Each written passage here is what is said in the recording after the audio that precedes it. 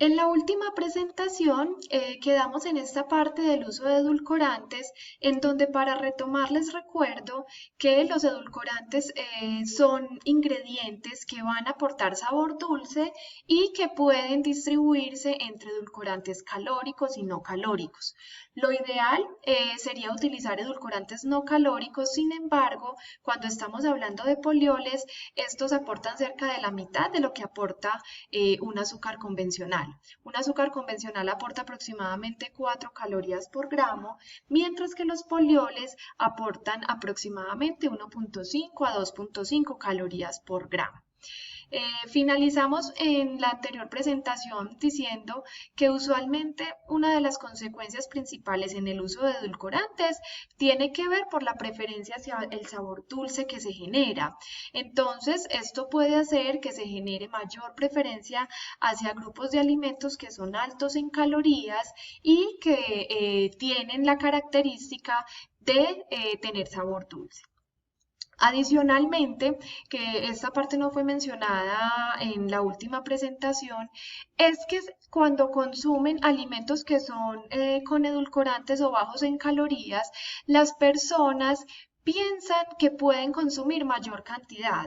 Entonces, cuando hacemos el balance entre las calorías consumidas, puede ser igual al que normalmente consumían con el producto tradicional o incluso muchas veces superan las cantidades porque también existe una falsa creencia en algunas personas del común que cuando dicen que un producto es light, que un producto es cero grasa, piensan que no tienen calorías y por esto exceden de una manera abrumadora el consumo de estos alimentos. Finalizamos este módulo del curso con una parte pequeña que es sobre sustitutos de grasa. En realidad el video que tenemos es bastante corto y hablamos de sustitutos de grasa como aquellos ingredientes que nos van a permitir disminuir o retirar la grasa de las preparaciones de los alimentos. Estos sustitutos de grasa podemos dividirlos en dos grupos o reemplazantes de grasa, podríamos llamarlo mejor así, y están los sustitutos de grasa y los imitadores de grasa. Hablamos de sustitutos de grasa cuando ese producto con el cual vamos a sustituir la grasa proviene de otra grasa.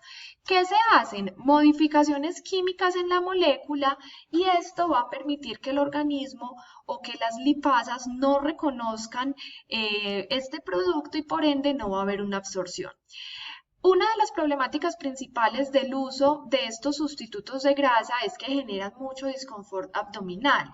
Usualmente se presentan casos de diarrea, distensión abdominal, dolor abdominal. Entonces debemos ser muy cuidadosos con la cantidad que vamos a usar en la preparación.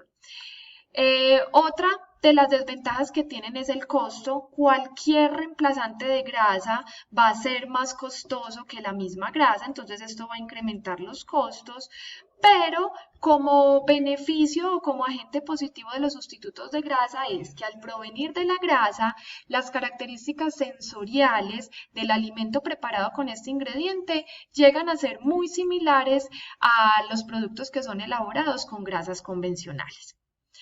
Otro de los grupos de los reemplazantes de grasa son los imitadores de grasa. ¿A qué se refieren? Ingredientes que nos pueden dar algunas de las características principalmente sensoriales de la grasa. Óigase bien que son algunas de las características, no todas, pero en el aporte calórico es muy diferente.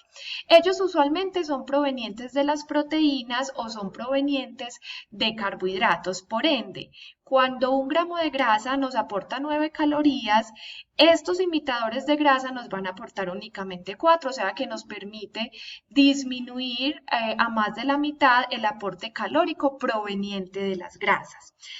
Adicionalmente, la preparación final nos va a quedar con unas características nutricionales muy diferentes, en donde podemos tener productos que, por ejemplo, podrían reportarse como buena fuente de fibra en el caso de ser provenientes de algunos carbohidratos, o sería un producto con adición de proteína, que son características que, de ser posible reportarlas en etiqueta, pues también van a generar una mayor compra por parte del consumidor. Estos imitadores de grasa, la principal desventaja es la característica sensorial que tiene que ver con el sabor. En textura es posible que nos dé esa cremosidad, que nos dé la apariencia, pero cuando vamos a hacer evaluaciones de sabor, usualmente hay diferencias significativas entre un producto convencional y un producto con imitador de grasa. En muchos casos lo que se hace es adicionar saborizantes con sabor a mantequilla, con sabor a grasa, para poder mejorar esa calidad sensorial. No se sugiere hacer reemplazos del 100% porque quedaría un producto completamente diferente al convencional. Estos reemplazos normalmente se llegan a hacer del 30% aproximadamente para poder tener un equilibrio entre calidad nutricional y calidad sensorial. Entre los alimentos o imitadores de grasa que son provenientes de carbohidratos, casi la mayoría de ellos son fibras como la polidextrosa, en algunos casos se utiliza goma guar, goma santana y con esto se logra obtener pastas o cremas que son muy similares en textura a una mantequilla o a una margarina blanda y es por esto que los utilizamos. Muchas gracias por su atención. Esto es todo por este módulo de sustitutos utilizados para la disminución calórica de las preparaciones. Sin embargo, pues me alegra poderles dar un poco más de simplemente hablar de sustitutos de sales, de azúcares, perdón, y de grasa, porque desde la gastronomía tenemos muchas estrategias para disminuir la cantidad de calorías de una preparación. Estamos muy atentos a sus preguntas y hasta un próximo encuentro.